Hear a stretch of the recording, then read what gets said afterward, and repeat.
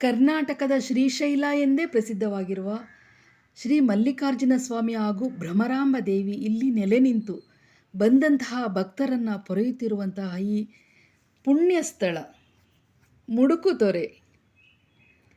ಈ ಮುಡುಕುತೊರೆಯ ದೇವಸ್ಥಾನ, ಮಲ್ಲಿಕಾರ್ಜುನ ಸ್ವಾಮಿ ದೈವ ಇಲ್ಲಿ ಹೇಗೆ ನಿಲ್ಲಿಸಿದ್ರು, ಏನಕ್ಕೋಸ್ಕರ ಇಲ್ಲಿ ಮುಡುಕುತೊರೆ ಅಂತೇಳಿ ಹೆಸರು ಬಂತು, ಮಲ್ಲಿಕಾರ್ಜುನ ಸ್ವಾಮಿಗೆ ಏನಕ್ಕೆ ಇಲ್ಲಿ ಮಲ್ಲಿಕಾರ್ಜುನ ಅಂತೇಳಿ ಹೆಸರು ಬಂತು ಅಂತ ಹೇಳಿ ಎಲ್ಲವನ್ನ ವಿಷಯ ತಿಳಿಸ್ಲಿಕ್ಕೆ ನಾನು ಈ ವಿಡಿಯೋ ಮಾಡ್ತಾಯಿದ್ದೀನಿ ಸ್ನೇಹಿತರೆ.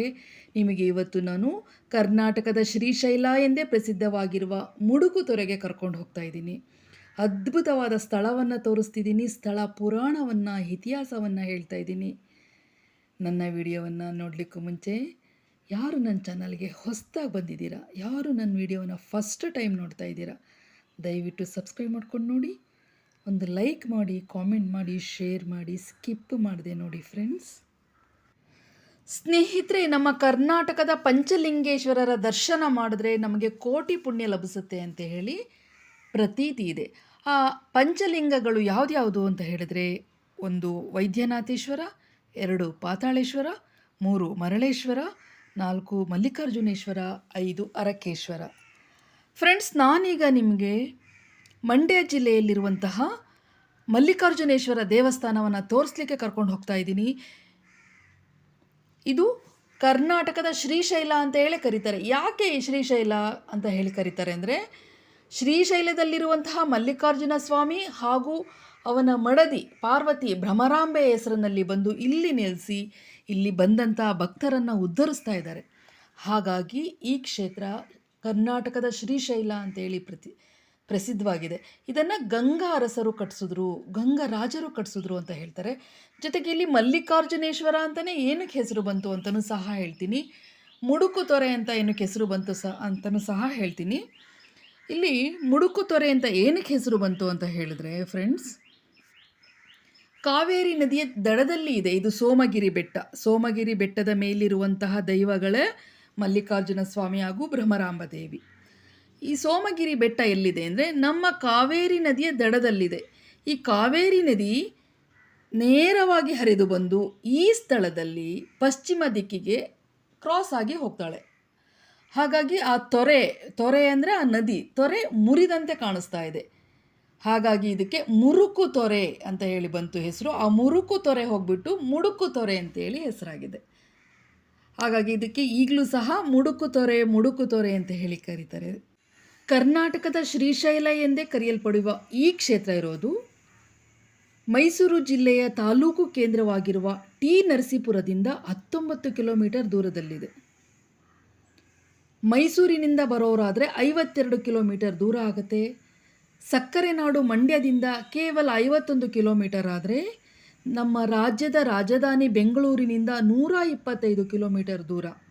ಚಾಮರಾಜನಗರದಿಂದ 51 ಕಿಲೋಮೀಟರ್ ದೂರದಲ್ಲಿದೆ. ಸುಮಾರು 300 ಅಡಿ ಎತ್ತರವಿರುವ ಬೆಟ್ಟದ ಮೇಲೆ ಗಂಗರ ಕಾಲದ ಒಂದು ಮೂಲ ದೇವಾಲಯ. ಈ ಮೂಲ ದೇವಾಲಯವೇ ಮಲ್ಲಿಕಾರ್ಜುನ ಸ್ವಾಮಿ ದೇವಾಲಯ. ಈ ದೇವಸ್ಥಾನಕ್ಕೆ ಅಂದರೆ ಸೋಮಗಿರಿ ಬೆಟ್ಟದ ಮೇಲಿರುವ ಮಲ್ಲಿಕಾರ್ಜುನ ಹಾಗೂ ಭ್ರಮರಾಂಬ ದೇವಿ ದೇವಸ್ಥಾನಕ್ಕೆ ಹೋಗಲಿಕ್ಕೆ ಕೆಳಗಡೆ ಏನು ಪ್ರಧಾನ ಗೋಪುರ ಇತ್ತಲ್ವ, ಆ ಪ್ರಧಾನ ಗೋಪುರದಿಂದ 101 ಮೆಟ್ಟಿಲುಗಳನ್ನು ಕಟ್ಟಿದ್ದಾರೆ. 101 ಮೆಟ್ಟಿಲು ಆ ಪರಶಿವನ 101 ಹೆಸರಿನ ನಾಮದ ಒಂದು ಸಂಕೇತ ಆಗಿದೆ. ಆ 101 ಮೆಟ್ಟಿಲನ್ನು ಹತ್ತಿ ಮೇಲೆ ಹೋದರೆ ಅದ್ಭುತವಾದ ತಾಣ ಕಾಣಿಸುತ್ತೆ ಸ್ನೇಹಿತರೆ. ಆ ಪ್ರಕೃತಿ ಮಾತೆ ಮೈ ತಳೆದು ಅಲ್ಲೇ ಕುಳಿದಿದ್ದಾಳೇನೋ ಅನ್ನೋ ರೀತಿ. ಅಲ್ಲಿ ಕಾವೇರಿ ನದಿ ಮುರಿದಂತ ಕಾಣಿಸುತ್ತೆ ನೋಡಿ ಅಲ್ಲಿ ದೂರದಲ್ಲಿ. ಅದಕ್ಕೆ ಮುರುಕು ತೊರೆ ಅಂತೇಳಿ ಹೆಸರು ಬಂತು. ಈ ದೇವಸ್ಥಾನ ಹಿಂದೆ ಗಂಗರು ವಿಜಯನಗರ ಅರಸರ ಶೈಲಿನಲ್ಲಿ ಈ ದೇವಸ್ಥಾನ ಕಟ್ಟಿದರು. ಈಗ ಆ ದೇವಸ್ಥಾನ ಮತ್ತೆ ಜೀರ್ಣೋದ್ಧಾರ ಮಾಡ್ತಾ ಇದ್ದಾರೆ. ನಾವು ಹೋದಂಥ ಸಮಯದಲ್ಲಿ ಆಲ್ಮೋಸ್ಟ್ ಆಲ್ ದೇವಸ್ಥಾನವನ್ನು ಕೆಡವಿ ಹೊಸ ದೇವಸ್ಥಾನ ಕಟ್ತಾಯಿದ್ರು. ಆ ದೇವಸ್ಥಾನದ ಮುಖ್ಯ ಆಕರ್ಷಣೆ 2 ದೊಡ್ಡದಾದ ನಂದಿಗಳು. ಪ್ರವೇಶ ದ್ವಾರ ಗೋಪುರವನ್ನು ನಾವು ಹತ್ತಿ ಮೇಲೆ ಹೋಗುವಾಗ ಅಲ್ಲಿ ದೂರದಲ್ಲಿ ನಂದಿ ಕಾಣಿಸ್ತಾ ಇದೆಯಲ್ಲ, ಅಲ್ಲಿ ಆ ಕಡೆ ಈ ಕಡೆ 2 ತುಂಬ ಸುಂದರವಾದ ನಂದಿಗಳನ್ನು ಇಟ್ಟು ಆ ನಂದಿಗಳ ಹಿಂದೆ ಸಿಂಹವನ್ನು ಇಟ್ಟಿದ್ದಾರೆ. ಆ ಪ್ರತಿಮೆಗಳು ಇಡಲಿಕ್ಕೆ ಒಂದು ಕಾರಣ ಅಂದರೆ ನಂದಿ ಪರಶಿವನ ವಾಹನ ಆದರೆ ಸಿಂಹ ಭ್ರಮರಾಂಬೆ ಪಾರ್ವತೀ ದೇವಿಯ ಒಂದು ವಾಹನ ಅಲ್ವಾ, ಹಾಗಾಗಿ ನಂದಿ ಹಾಗೂ ಸಿಂಹದ ಪ್ರತಿಮೆಯನ್ನು ಇಟ್ಟಿದ್ದಾರೆ. ಮತ್ತು ಮೆಟ್ಲುಗಳನ್ನು ಮೇಲೆ ಹತ್ತಿ ಬರುವಾಗ ಮಳೆ ಮತ್ತು ಬಿಸಿಲಿಗೆ ಭಕ್ತಾದಿಗಳಿಗೆ ತೊಂದರೆ ಆಗಬಾರ್ದು ಅಂತ ಹೇಳಿ ಮೇಲ್ಛಾವಣಿಯನ್ನು ಮಾಡಿದ್ದಾರೆ. ಅಂದರೆ ನೆರಳಿನ ಒಂದು ಚಾವಣಿಯನ್ನು ಮಾಡಿ ಅಲ್ಲಿ ವ್ಯವಸ್ಥೆ ಮಾಡಿದ್ದಾರೆ. ಎಲ್ಲ ರೀತಿಯ ವ್ಯವಸ್ಥೆ ತುಂಬ ಚೆನ್ನಾಗಿದೆ. ಆ ಭ್ರಮರಾಂಬ ದೇವಿ ಮಲ್ಲಿಕಾರ್ಜುನ ಸ್ವಾಮಿನ ನೋಡ್ತಾ ಇದ್ದರೆ ಮನಸ್ಸು ಕಣ್ಣು ತುಂಬಿ ಬರುತ್ತೆ ಸ್ನೇಹಿತರೆ. ಈ ಮಲ್ಲಿಕಾರ್ಜುನ ಸ್ವಾಮಿಗೆ ಏನಕ್ಕೆ ಮಲ್ಲಿಕಾರ್ಜುನೇಶ್ವರ ಅಂತೇಳಿ ಹೆಸರು ಬಂತು ಅಂತ ಹೇಳ್ತೀನಿ ಅಂತ ಹೇಳಿದೆ ನಿಮಗೆ. ಅದಕ್ಕೊಂದು ಪೌರಾಣಿಕ ಕಥೆ ಇದೆ. ಎಂಥ ಅದ್ಭುತ ಸುಂದರವಾದ ಸೀನ್ರಿ ಅಲ್ವಾ ಸ್ನೇಹಿತರೆ, ಫ್ರೆಂಡ್ಸ್. ಆ ಮೆಟ್ಲತ್ತ ಹೋಗ್ತಾ ಇದ್ದರೆ ಆ ಒಂದು ಬಹುದೊಡ್ಡ ಆಕರ್ಷಣೀಯವಾದ ಗೋಪುರ ತುಂಬ ಚೆನ್ನಾಗಿದೆ. ಹೋದರೆ ನೀವು ನೋಡಲೇಬೇಕಾದಂತಹ ಒಂದು ಸೀನ್ರಿ ಇದೆಯಲ್ಲ, ಅದು ಹೇಳೋಕ್ಕೆ ಆಗಲ್ಲ. ಅದು ಪ್ರಕೃತಿ ಮಾತೆನ ಯಾರು ಆರಾಧಿಸ್ತಾರೆ, ಯಾರು ಪ್ರಕೃತಿಯನ್ನು ಸ್ವೀಕರಿಸ್ತಾರೆ ಅವ್ರಿಗೆ ಮಾತ್ರ ಆ ಫೀಲಿಂಗ್ ಬರುತ್ತೆ. ತುಂಬ ಅಂದರೆ ತುಂಬಾ ಚೆನ್ನಾಗಿದೆ. ಈ ಮಲ್ಲಿಕಾರ್ಜುನ ಸ್ವಾಮಿಗೆ ಮಲ್ಲಿಕಾರ್ಜುನೇಶ್ವರ ಅಂತೇಳಿ ಏನಕ್ಕೆ ಹೆಸರು ಬಂತು ಅಂತ ಹೇಳಿದ್ರೆ, ಹಿಂದೆ ಪಾಂಡವರು ವನವಾಸ ಮಾಡ್ತಾ ಈ ಕ್ಷೇತ್ರಕ್ಕೆ ಬಂದಿರ್ತಾರೆ. ಅವರು ವನವಾಸದ ಸಮಯದಲ್ಲಿ ಆಲ್ಮೋಸ್ಟ್ ಆಲ್ ಇಡೀ ಭಾರತವನ್ನೇ ಅವರು ಸುತ್ತಿರ್ತಾರೆ. ಹಾಗೆ ಈ ಸ್ಥಳಕ್ಕೂ ಸಹ ಬಂದಂಥ ಸಮಯದಲ್ಲಿ ಅರ್ಜುನ ಶಿವನ ಭಕ್ತ. ಅವನು ಪ್ರತಿದಿನ ಮಲ್ಲಿಗೆ ಹೂಗಳನ್ನು, ಘಮಘಮಿಸುವಂತಹ ಮಲ್ಲಿಗೆ ಹೂಗಳನ್ನು ತಂದು ಆ ಶಿವನಿಗೆ ಅರ್ಚಿಸ್ತಾ ಇರ್ತಾನೆ, ಅರ್ಪಣೆ ಮಾಡ್ತಾ ಇರ್ತಾನೆ. ಹಾಗಾಗಿ ಮಲ್ಲಿಕಾ ಅಂದರೆ ಸಂಸ್ಕೃತದಲ್ಲಿ ಮಲ್ಲಿಗೆ ಹೂವಿಗೆ ಮಲ್ಲಿಕಾ ಅಂತ ಹೇಳಿ ಕರೀತಾರೆ. ಹಾಗಾಗಿ ಆ ಮಲ್ಲಿಗೆ ಹೂವನ್ನು ಅರ್ಜುನ ಅರ್ಪಿಸ್ತಾನಲ್ವ, ಅಲ್ಲಿಗೆ ಮಲ್ಲಿಕಾರ್ಜುನ ಅಂತೇಳಿ ಹೆಸರಾಯಿತು. ಹಾಗಾಗಿ ಈ ದೇವರನ್ನ ಅಂದಿನಿಂದ ಇಂದಿನವರೆಗೂ ಮಲ್ಲಿಕಾರ್ಜುನ ಅಂತ ಹೇಳೇ ಕರಿತಾ ಇದ್ದಾರೆ.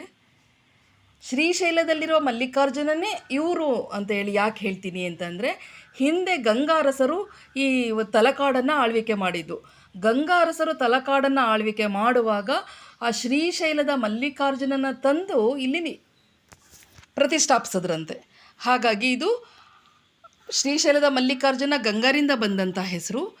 ಅರ್ಜುನ ಮಲ್ಲಿಗೆ ಹೂವನ್ನು ಅರ್ಪಿಸ್ತಾ ಇದ್ರಿಂದ ಮಲ್ಲಿಕಾರ್ಜುನ ಅನ್ನೋ ಹೆಸರು ಹೀಗೆ ಇಲ್ಲಿ ಬಂತು ಅಂತೇಳಿ ಪ್ರತೀತಿ ಇದೆ. ನೋಡಿ, ಅಲ್ಲಿ ಕಾವೇರಿ ನದಿ ಮುರಿದಂಗೆ ಕಾಣಿಸ್ತಾ ಇದೆ ಅಲ್ವಾ, ಇದಕ್ಕೆ ಮುಡುಕು ತೋರೆ ಅಂತೇಳಿ ಹೆಸರಾಯಿತು.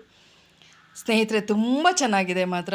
ಎಷ್ಟು ನೋಡಿದ್ರೂ ಆ ಸೀನ್ರಿ ಮೇಲೆ, ಬೆಟ್ಟದ ಮೇಲೆ, ಸೋಮಗಿರಿ ಬೆಟ್ಟದ ಮೇಲೆ ಕುಳಿತು ನಾವು ಈ ಸೀನ್ರಿ ನೋಡೋ ಅದ್ಭುತ ಇದೆಯಲ್ಲ, ಅದು ವರ್ಣಿಸೋಕ್ಕೆ ಅಸಾಧ್ಯವಾದಂತಹ ಒಂದು ಸಂದರ್ಭ ಅಂತ ನಾನು ಹೇಳ್ತೀನಿ. ನಾವು ಹೋದಂಥ ಸಂದರ್ಭದಲ್ಲಿ ಇಲ್ಲಿ ದೇವಸ್ಥಾನವನ್ನು ಹೊಸದಾಗಿ ಮತ್ತೆ ಕಟ್ತಾ ಇದ್ದಾರೆ, ಜೀರ್ಣೋದ್ಧಾರ ಮಾಡ್ತಾ ಇದ್ದಾರೆ. ಜೀರ್ಣೋದ್ಧಾರ ಎಲ್ಲ ಮಾಡಿದ ಮೇಲೆ ಇನ್ನೊಮ್ಮೆ ನಾನು ಈ ವಿಡಿಯೋ ದೇವಸ್ಥಾನ ಎಲ್ಲ ತೋರಿಸ್ಬೇಕು ಅನ್ನೋ ಆಸೆ ಇದೆ ನನಗೆ. ಭ್ರಮರಾಂಬ ದೇವಿಗೆ ಭ್ರಮರಾಂಬೆ ಅಂತ ಯಾಕೆ ಹೆಸರು ಬಂತು ಅಂತ ಹೇಳಿದ್ರೆ, ಶ್ರೀಶೈಲದಿಂದ ಮಲ್ಲಿಕಾರ್ಜುನನ ತಂದು ಇಲ್ಲಿ ನೆಲೆಸಿದಾಗ, ಸೋಮಗಿರಿ ಬೆಟ್ಟದ ಮೇಲೆ ನೆಲೆಸಿದಾಗ ಅಲ್ಲಿ ತಾಯಿ ಒಬ್ಬಳೇ ಆಗಿಬಿಡ್ತಾಳೆ. ಇಲ್ಲಿ ಶಿವ ಪಾರ್ವತಿಯರು ಅನ್ಯೋನ್ಯ ದಾಂಪತ್ಯ, ಒಬ್ರನ್ನ ಬಿಟ್ಟು ಒಬ್ರು ಇರೋದು ಬಹಳ ಕಡಿಮೆ ಸಂದರ್ಭ, ಇರೋಕ್ಕಾಗಲ್ಲ. ಹಾಗಾಗಿ ಶಿವನನ್ನು ಹುಡುಕೊಂಡು ಆ ಪಾರ್ವತಿ ದೇವಿ ಭ್ರಮರದ ರೂಪದಲ್ಲಿ, ಭ್ರಮರ ಅಂದರೆ ದುಂಬಿಯ ರೂಪದಲ್ಲಿ ಹುಡುಕೊಂಡು ಬಂದು ಇಲ್ಲಿ ಅವನ ಜೊತೆ ನೆಲೆಸ್ತಾಳೆ. ಹಾಗಾಗಿ ಭ್ರಮರಾಂಬ, ಅಂಬ ಅಂದರೆ ಅಮ್ಮ ಅಂತ ಹೇಳಿ, ಅಂಬ ಅಂದರೆ ಅಮ್ಮ. ಹಾಗಾಗಿ ಭ್ರಮರ ರೂಪದಲ್ಲಿ ಬಂದಂತಹ ತಾಯಿ ಭ್ರಮರಾಂಬ. ಹಾಗಾಗಿ ಇವರು ಶ್ರೀಶೈಲದಲ್ಲಿರುವಂತಹ ಮಲ್ಲಿಕಾರ್ಜುನ ಹಾಗೂ ಭ್ರಮರಾಂಬರ ಒಂದು ಆತ್ಮ, ದೈವ ಎಲ್ಲ ಇಲ್ಲಿ ನೆಲೆಸಿದೆ ಅಂತ ಹೇಳಿ ಇದನ್ನು ಕರ್ನಾಟಕದ ಶ್ರೀಶೈಲ ಅಂತ ಹೇಳಿ ಕರೀತಾರೆ. ಸ್ನೇಹಿತರೆ, ನೋಡಿದ್ರಲ್ಲ, ಕರ್ನಾಟಕದ ಶ್ರೀಶೈಲ, ಮಲ್ಲಿಕಾರ್ಜುನ ಸ್ವಾಮಿ, ಭ್ರಮರಾಂಬರ ಬೆಟ್ಟ, ಸೋಮಗಿರಿ ಬೆಟ್ಟ. ನನ್ನ ವಿಡಿಯೋ ನಿಮಗೆಲ್ರಿಗೂ ಇಷ್ಟ ಆಯಿತು ಅಂದ್ಕೊಳ್ತೀನಿ. ಇಷ್ಟ ಆದರೆ ದಯವಿಟ್ಟು ಒಂದು ಲೈಕ್ ಮಾಡಿ.